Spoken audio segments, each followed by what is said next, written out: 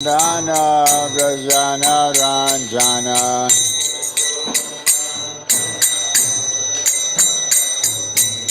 Jasoda Nandana Brajana Ranjana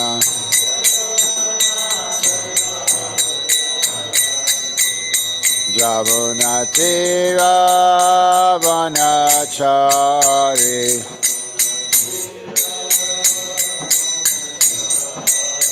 Jamunati Ravanachari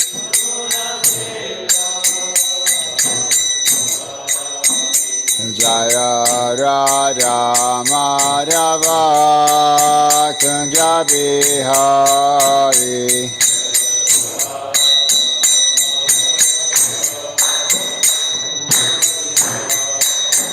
Jaya Radha Madhava Kunja Bihari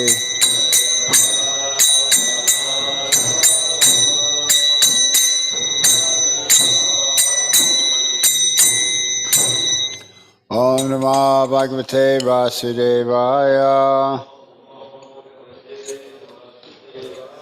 Om Namah Bhagavate Vasudevaya Om Namah Bhagavate Vasudevaya. So reading 19th chapter of the first canto of Srimad Bhagavatam, text number 5.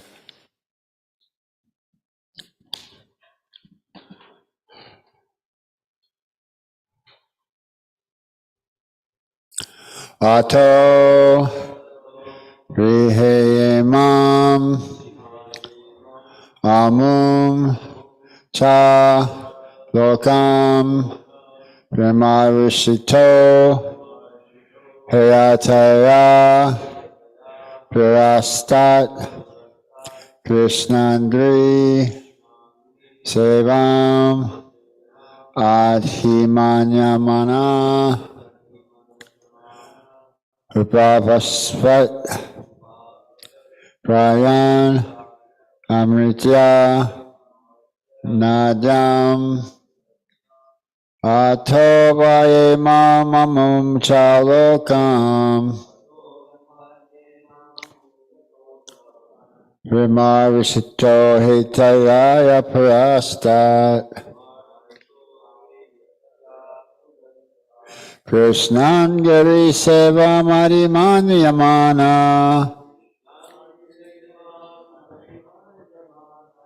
Upasvasat Pratyam Amritanadam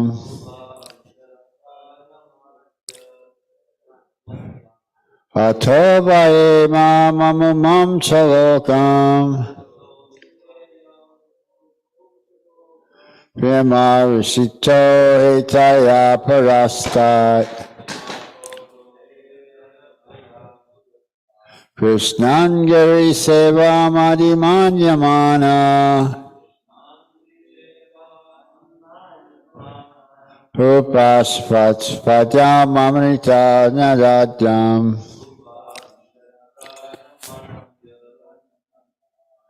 Atovidaye Mamamum Chalokam Vimarishito Hitaya Parastat Krishnangiri Seva Madhimanyamana Upasvasat Pratyam Amrita Nadam.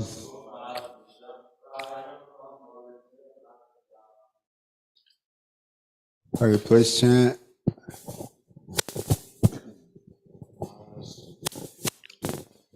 Does Maharaj like to chant?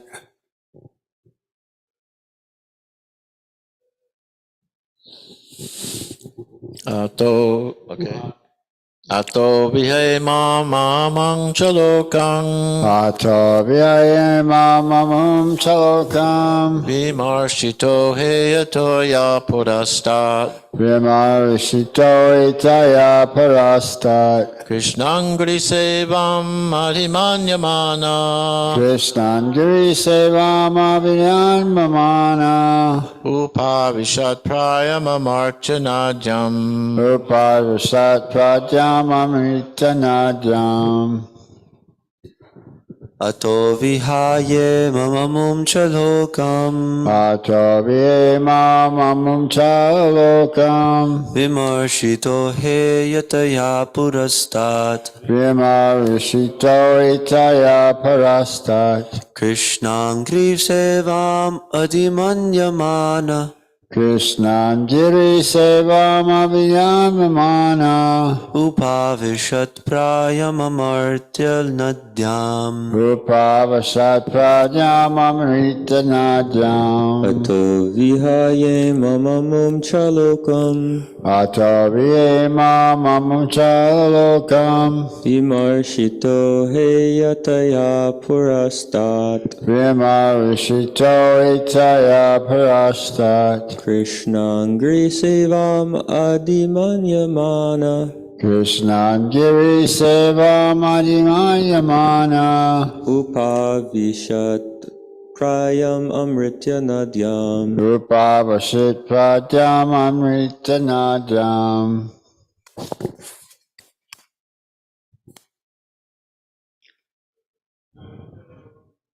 Yato vidimamamam chalokam Vimarishito itaya parastat Krishnan giri sevam abhiyamamana Upavishat prayamamritanadhyam Rupavasat pradyam amritanajam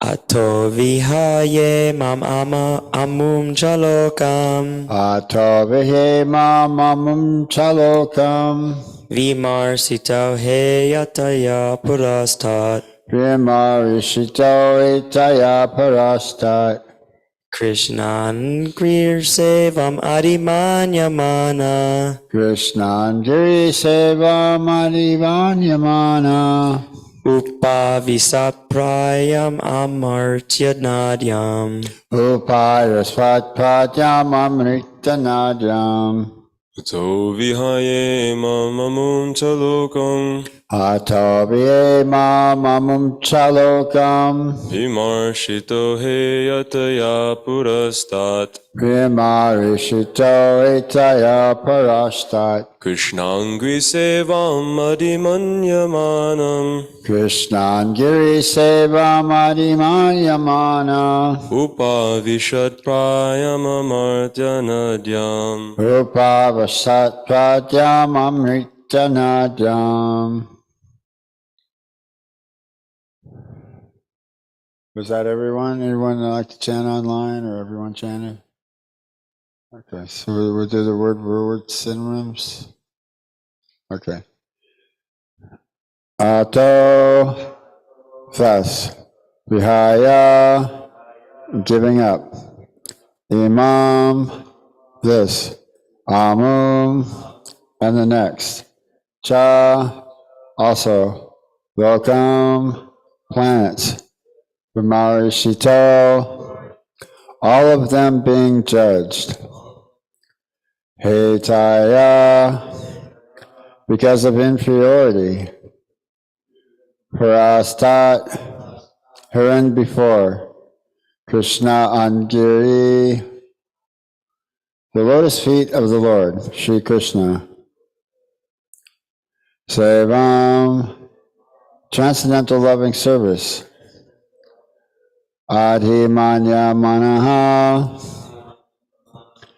one who thinks of the greatest of all achievements. Upasvat, sat down firmly.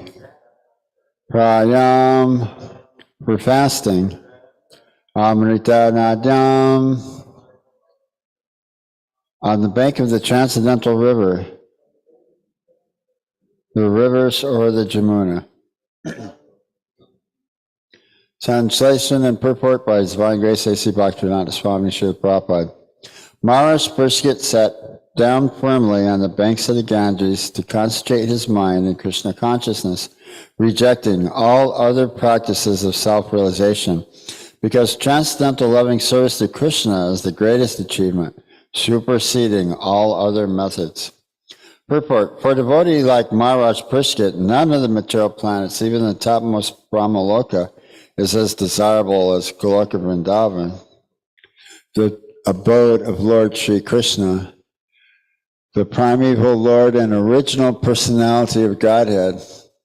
This earth is one of the innumerable material planets within the universe, and there are innumerable universes also within the compass of the Mahatattva.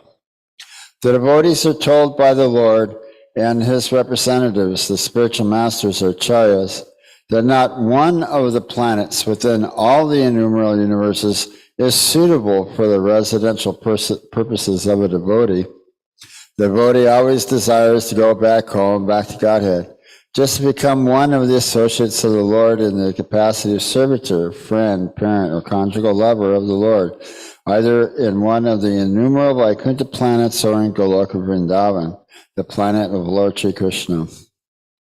All these planets are eternally situated in the spiritual sky, the Paravyoma, which is on the other side of the causal ocean within the Mahatattva. Maharaj Parikshit was already aware of all this information due to his accumulated piety and birth in a high family of devotees, Vaishnavas, and thus he was not at all interested in the material planets. Modern scientists are very eager to reach the moon by material arrangements, but they cannot conceive of the highest planet of this universe.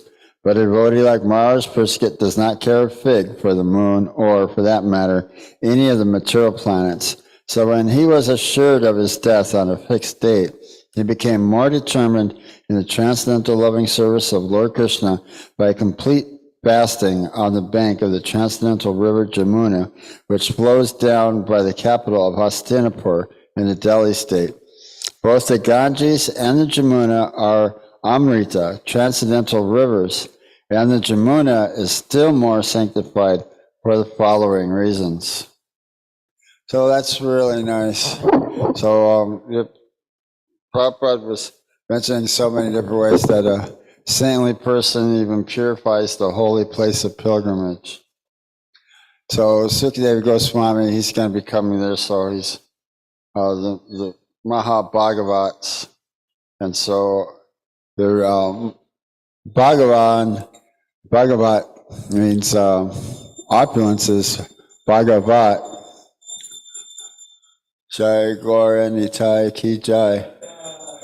So Bhagavat means one who possesses all opulence like Krishna is Bhagavat. And Bhagavat is one who's in knowledge, or one who's in knowledge of Bhagavan, like that. So they can even purify this and sanctify even the holy places. So Maharaj Parikshit, he's sitting down. There's on the banks of the Ganges to fast, engage in devotional service by complete fasting for 7 days. So we heard so many different instructions before in the beginning of Srimad Bhagavatam, where Sukadeva Goswami, he left home and he did not want to become attached to the material world, so he stayed within the womb for 16 years, and he heard Srimad Bhagavatam from his father Srila Vyasadeva. So Srila Vyasadeva was chasing after his son, and his son was just simply renounced, and he's engaged in the transcendental loving service of the Lord, and he's impervious to the external material conditions. So that was demonstrated in a couple of ways, and so Srila Sukadeva Goswami, he now is going to be speaking the Srimad Bhagavatam and inquiring, taking Maharaj Parikshit's inquiries and explaining this subject matter. So there's a lot of nice points here that Prabhupada makes here in the verses.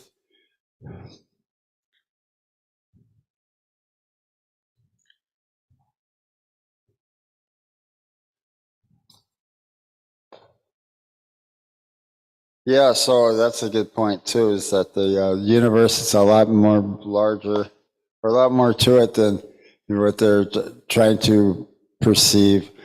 Is that even Brahma himself, he tried even climbing down this lotus stem, try to find out what his situation is, his position, who he is, what's life for, what's what is this universe? There was nothing there.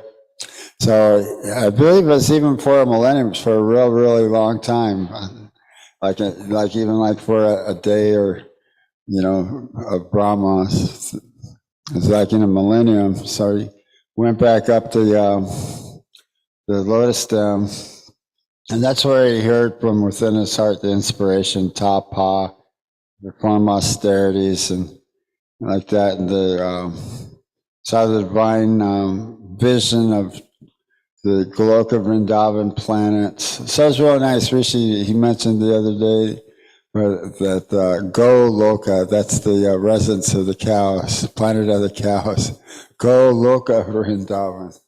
So yeah, there's two Vrindavans. There's a Gokula Vrindavan and Goloka Vrindavan. So Gokula Vrindavan is the tract of Vrindavan that's visible on this planet. Yeah, but it's an eternal tract of land. It's a complete replica of the original transcendental nature, the abode of Goloka Vrindavan. So there's the difference between Gokula Vrindavan and Goloka Vrindavan. And so, they want to try to go to the moon. So there's something in place, something that they did go to if they even went somewhere, someplace called Rahu. The moon itself is made of ivory and gold, and it's very, very, very large. And according to Vedic cosmology, situated close to the center of the universe by Swechvadvipa, the North Star. And the sun is in its orbit, the planets are in the orbits around the sun, but they don't understand everything. They understand something about a Milky Way galaxy, and the Milky Way galaxy is full of all kinds of types of different kinds of stars or suns or different kinds of universes. This one's called a solar system, like that. But they think that just these 9 planets here, this is the universe, and this is a really big place, and then whatever is beyond this is even bigger. So that's the whole universe, which is just one of the universes out of many millions of universes floating in the Mahatattva, the complete expanse of millions of universes emanating from the bodily pores of Mahavishnu. So they can't really estimate the actual real length and breadth and depth of the actual real universe. For one thing, they don't really know what the actual real universe is, what they're actually really looking at, perceiving, but they're theorizing in so many different ways that these are different universes. But there's 14 planetary systems within the material world, and there's the heavenly planetary systems, the middle earthly planetary systems, the Bhulokas, and the lower planetary systems. There's hellish planets that are more closer to the sun. I saw a video, I guess they had some sort of Russian video or something, where they had the cameras and were able to explore the surface of Venus, and they're saying it might as well just be hell. But the point of the fact of the matter is, it is. Venus and Pluto are actually really hellish planets, but it's on a subtle nature. It's arranged in the material world in such a way that you have to be qualified to enter into different planets. So to go to the hellish planets, you can't go there directly by spaceship. For one thing, you get burnt up and fried. But even if you could, you're not going to enter into the subtleties of it. But you wouldn't want to go there anyways. They would go to the heavenly planetary systems, right? But Still, they can't enter into heavenly planetary systems, ivory and gold on the moon or whatever Mars and Uranus have. But we're just seeing some impersonal lumps of rocks and sand and soil and some whatever atmosphere they have, whatever, but we're not actually seeing like the actual inhabitants, the actual heavenly demigods, and their societies. So same thing with on the sun planet too. As Maharaj was mentioning that it would be inconceivable for someone to be thinking that be sitting at the kitchen table reading the newspaper, if you're on the sun planet, but it's arranged in a certain way, that they're not being burnt up, they're not being fried. So they have sun bodies, so we have earth bodies, so there's water bodies. Prabhupada mentions this, there are aquatics in the ocean, in the water, and there are birds and the animals, they live in the air, and the animals and the humans that live on the land. So they're all suitable. There's a system in place for the fish to be able to breathe in the water, but you take them out of the water and they can't breathe, and they just plop, and they'll die. They're gasping for water, so they have to filter the water through their gills to get the air, to get the proper process. So they have to be within the proper environments. So all these things we'll be reading about all this, but the devotees of the Lord, they're not just yogis, or they're just not jnanis. Prabhupada said Krishna would have said that then there would have been Jnanavan, right? If one becomes perfect by knowledge or speculation, Krishna would have stated that. I think Prabhupada or somebody said that if everything was actually all one, Krishna would have said so, but he didn't. That's not what he said.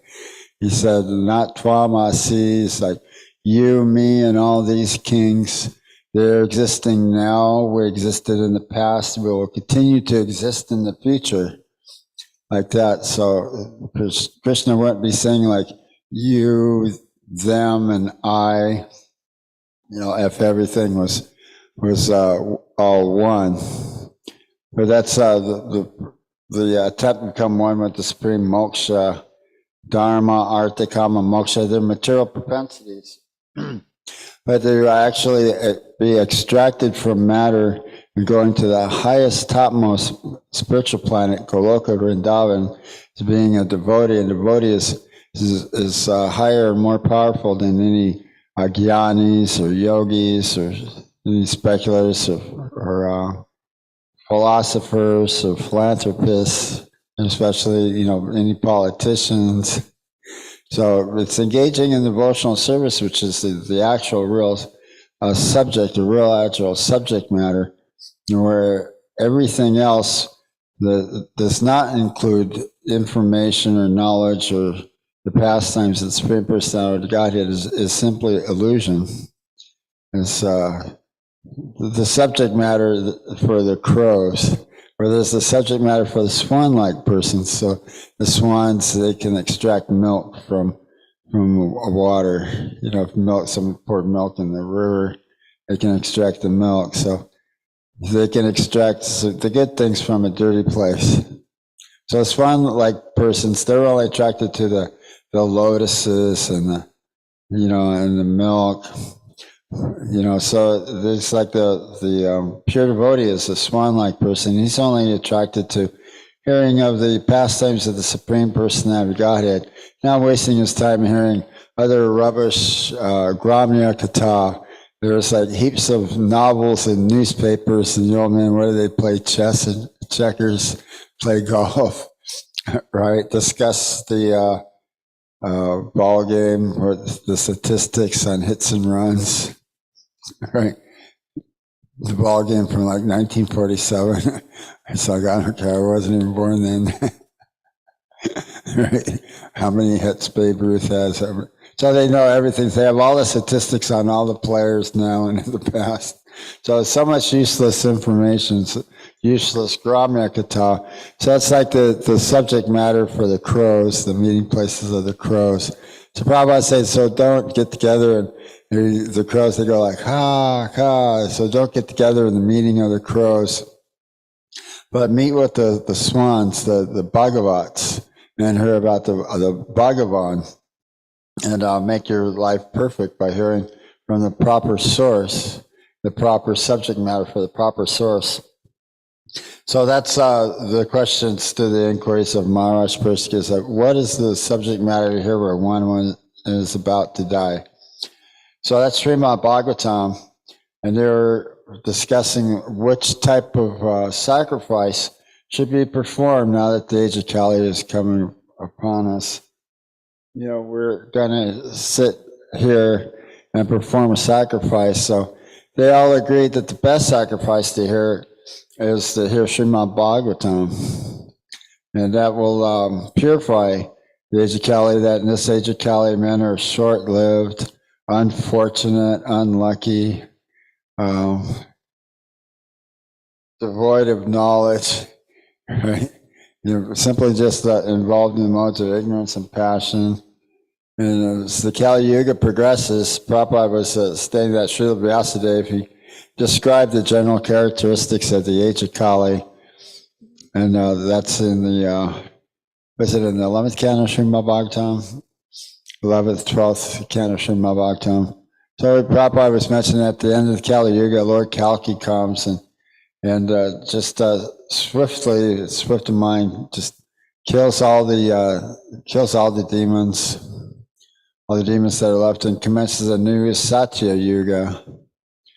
And anyone who's killed by the Lord is liberated. So this liberates everyone. So in that way, they're fortunate, you know, committing so many sinful activities beyond how in the end of the Kali Yuga, there'll be no more livestock. They'll be raising their children as livestock, as cannibals. There'll be no more milk and rice or wheat or fruit trees will just simply produce seed and skin like that. Yeah, so it's there's nothing in the mode of goodness, no sugar, no milk, no wheat, no rice, no vegetables.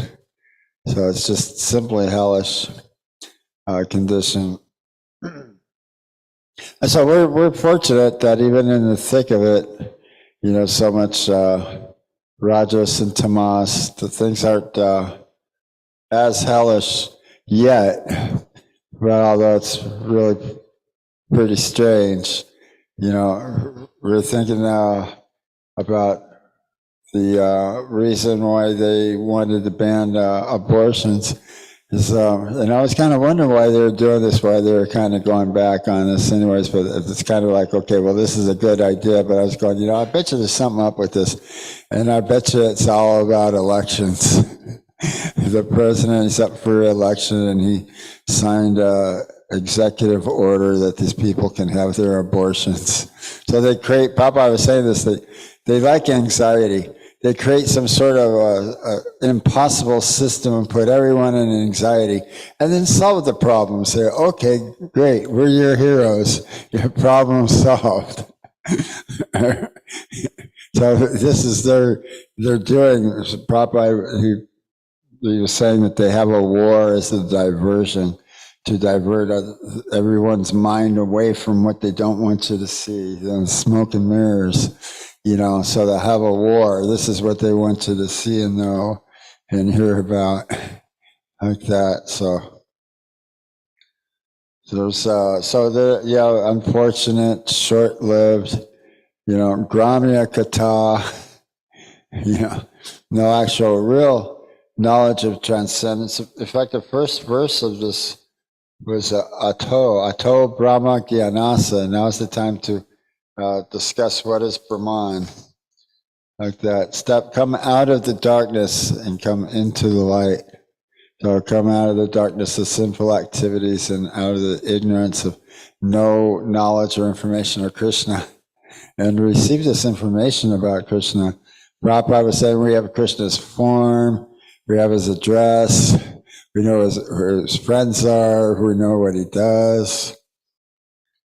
I think there's a lot of information here too, like what's going on other planets in the material universes. So if you take the information from the Sastra, then you'll be perfect in knowledge, but you want to try to find things out your own way with your own limited senses and limited mind and intelligence, then you're not going to get the whole picture. You're going to come to some other conclusion that like what's arranged now as a materialistic point of view of our world that we live in the universe.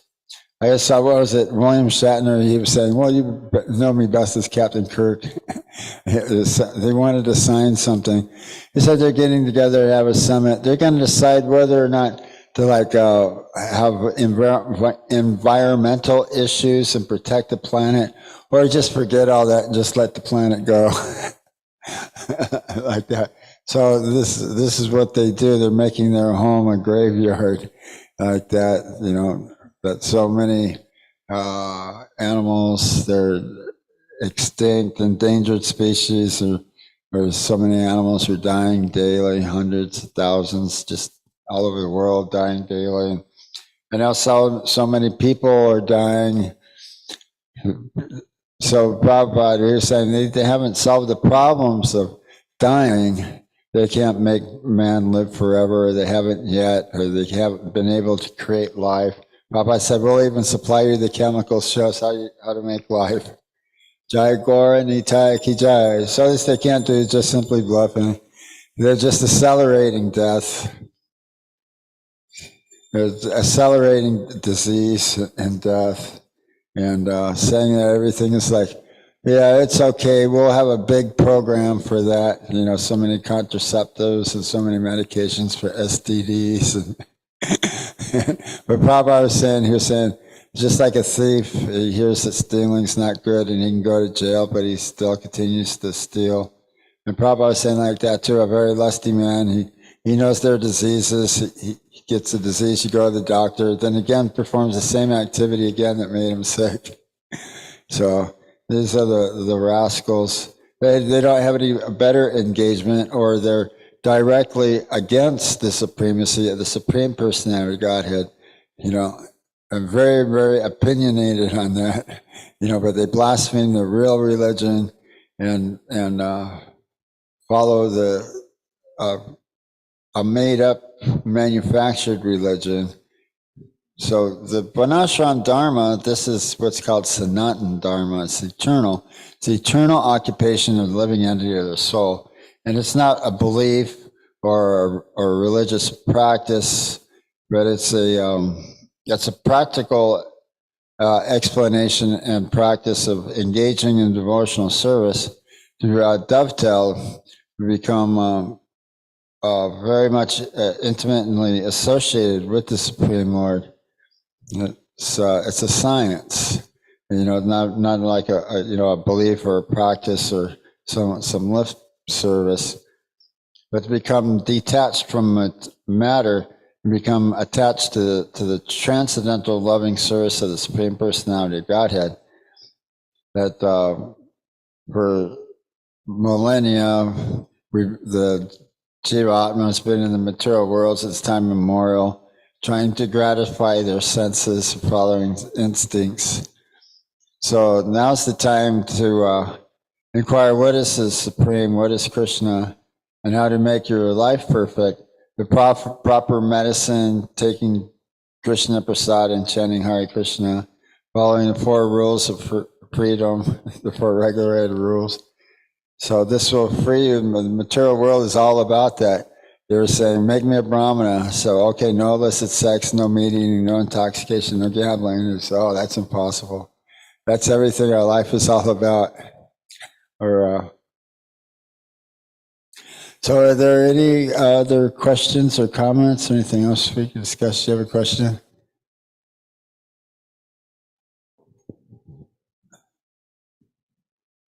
Oh, Brad? Yeah. So I wanted to mention that you made a cool point how they're simply accelerating death Prabhupada, he has one lecture where he says that, you know, that they're making this atom bomb. That's their knowledge, how to, you know, How to make promote the atom bomb. Yeah, in order to end all wars and to save lives, they created the atom bomb, and now they're simply just killing hundreds, killing all your countrymen, killing hundreds of people all in at one time. So it's accelerating death, not saving death. Like that, that'll end all wars, all right, if you just don't have any more people kill.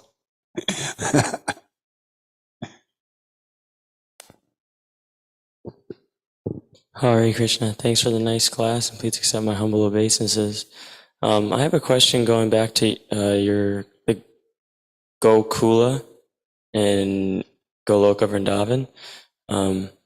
When Brahma, I guess, was inspired to create the universe or that process, and he made Earth, was Gokula Vrindavan already, like, was it present as soon as Earth was created, or once Krishna descended, whenever he felt like it?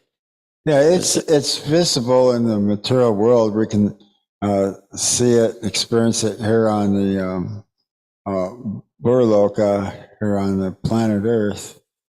But it's described that at the time of the night of Brahma, when there's a partial devastation of the universe, is that it's still present in Mayapur, Navadvip, and Gokula Vrindavan was still manifest. It was given shelter to a great devotee who had immortality.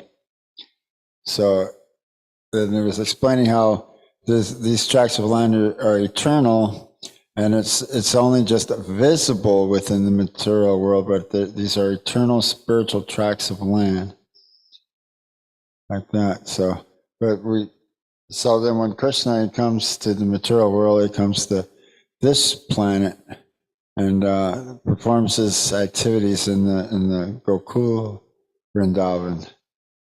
And I have a follow-up question.